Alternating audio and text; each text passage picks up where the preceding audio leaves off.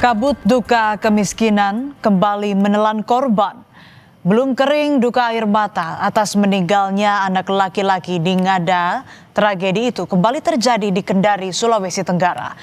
Kesulitan ekonomi membuat seorang bocah perempuan harus ikut mencari nafkah dengan menjajakan tisu kepada pengendara di lampu merah. Namun tak ada yang menyangka langkah kecilnya malam itu justru berakhir di bawah roda alat berat yang bahkan tak sempat melihatnya. Ia tak pernah kembali dan meninggalkan duka bagi keluarga. Anakku pasal cari uang untuk sesuap nasi, tapi orang yang tabrak dia aku jawab.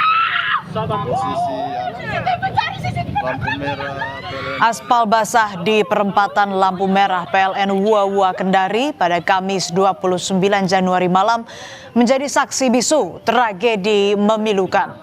Seorang bocah perempuan mengembuskan nafas terakhirnya. Tangis histeris sang ibu memecah malam. Hatinya hancur memeluk raga anaknya yang sudah tak bernyawa. Di sela isak yang mengguncang dada, terucap kalimat yang membuat siapapun yang mendengar ikut terluka.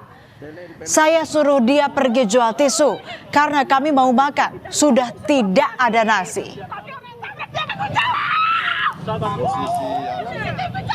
Lampu merah PLN Wuawua.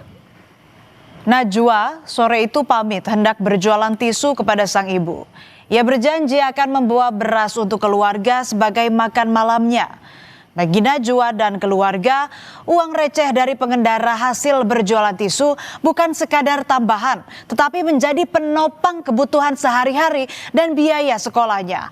Ekonomi keluarga sulit memaksa Najwa ikut membantu orang tua untuk mencari nafkah. Di bawah guyuran hujan di Kamis malam, ia tetap berdiri sambil menjajakan tisu di tengah dingin yang menusuk.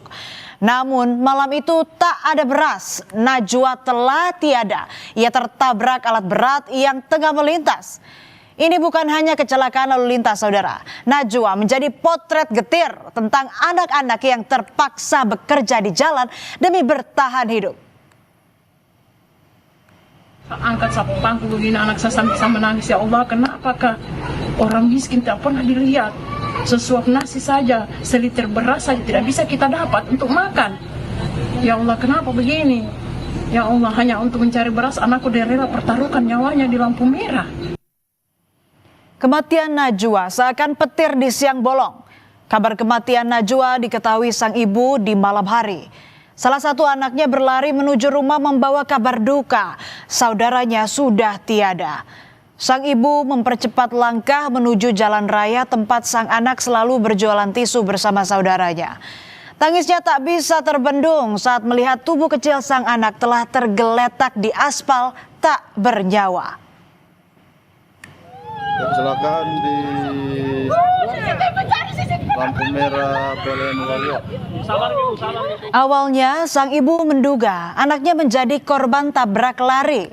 Namun usai dilakukan pengecekan oleh polisi dan memeriksa sejumlah saksi, diketahui korban tewas akibat tertabrak alat berat.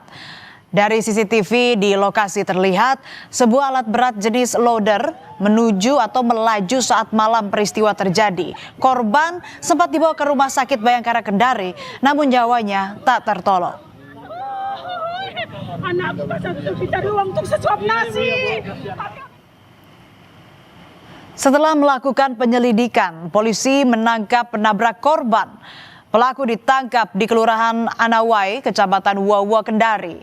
Saat ini pelaku masih menjalani pemeriksaan intensif untuk mendalami kronologi kejadian dan memastikan unsur-unsur dalam peristiwa kecelakaan tersebut.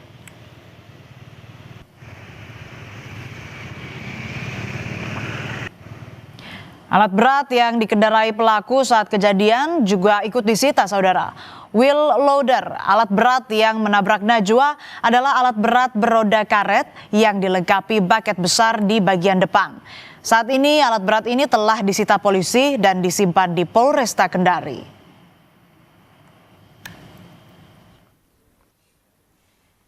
Beberapa keterangan saksi kita juga sudah mintakan dan ada satu petunjuk yaitu CCTV, di mana dari CCTV tersebut kita dapat melihat pada saat kejadian memang benar bahwasannya loader tersebut melintas di TKP. Besok kami Satlantas Polresta Kendari akan melaksanakan gelar perkara untuk meningkatkan statusnya dari penyelidikan ke penyidikan. Terima kasih Allah, terima kasih. Peristiwa ini menyentuh banyak hati, termasuk Gubernur Sulawesi Tenggara Andi Sumangeruka. Ia merasakan duka mendalam atas peristiwa ini. Bersama jajarannya, Andi berkunjung ke rumah Najwa sambil membawa sejumlah bantuan untuk kebutuhan sehari-hari. Di rumah sederhana itu, semua kesedihan sang ibu terkuak. Kemiskinan yang mereka derita memaksa sang anak turun ke jalan untuk membantu mencari nafkah. Gubernur menyebut akan memfasilitasi pekerjaan bagi orang tua korban serta membantu renovasi rumah. Ia juga meminta pemerintah kabupaten dan kota untuk memastikan bantuan sosial tepat sasaran bagi warga yang membutuhkan. Tidak serabutan ya. Jadi kita menghimbau ke depan karena ada anaknya 7. Maka kita himbau supaya tidak melakukan lagi membiarkan anaknya jualan di pinggir jalan karena resikonya. Kepala desa, kepala Pak Lurah, tolong dilihat masyarakatnya ya, dan diyakinkan bahwa bansos itu tepat sasaran. Di rumah inilah Najwa, bocah kelas 4 SD ini tinggal bersama orang tua dan ke-6 saudaranya. Kondisi rumah jauh dari kata layak untuk dihuni 9 orang anggota keluarga.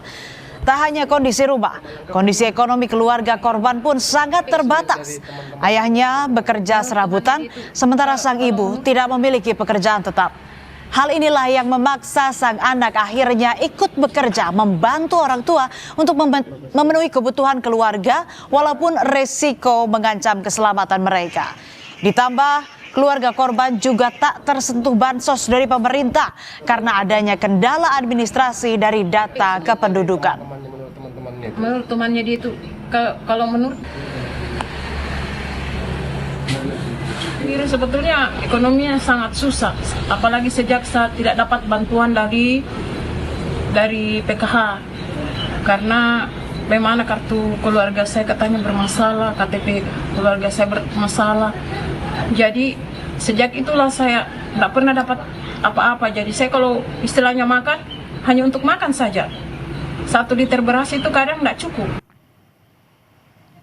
Kematian Najwa menjadi tamparan keras bagi sistem perlindungan anak dan jaminan sosial di daerah.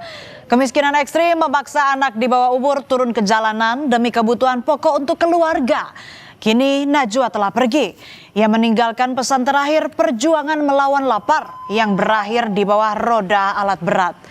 2 anak di Kendari dan Ngada, Nusa Tenggara Timur meninggal dalam kondisi yang seharusnya tidak terjadi, saudara. Di Ngada, seorang anak berusia 10 tahun mengakhiri hidupnya karena tekanan kemiskinan yang terlalu berat bagi tubuh dan jiwanya. Di Kendari, korban tidak memilih jalan itu. Namun, kemiskinan yang sama telah merenggut hidupnya secara paksa.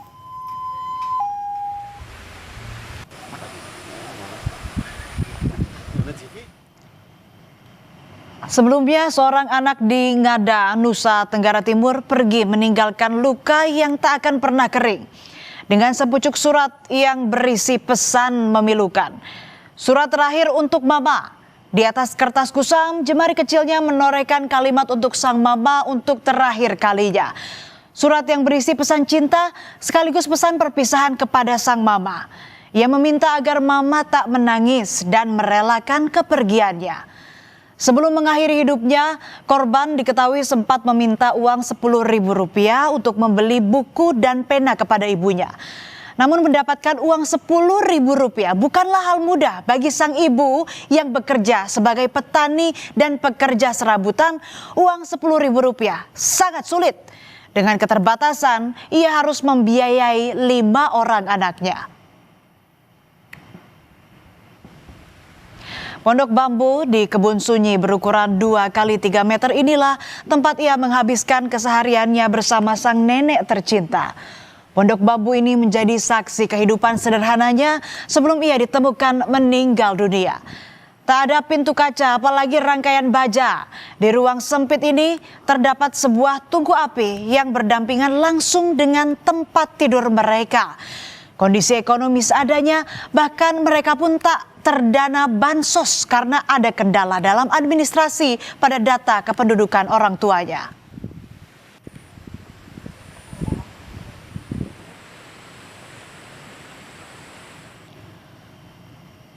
Peristiwa yang dialami bocah di Ngada ini membuat Gubernur NTT marah.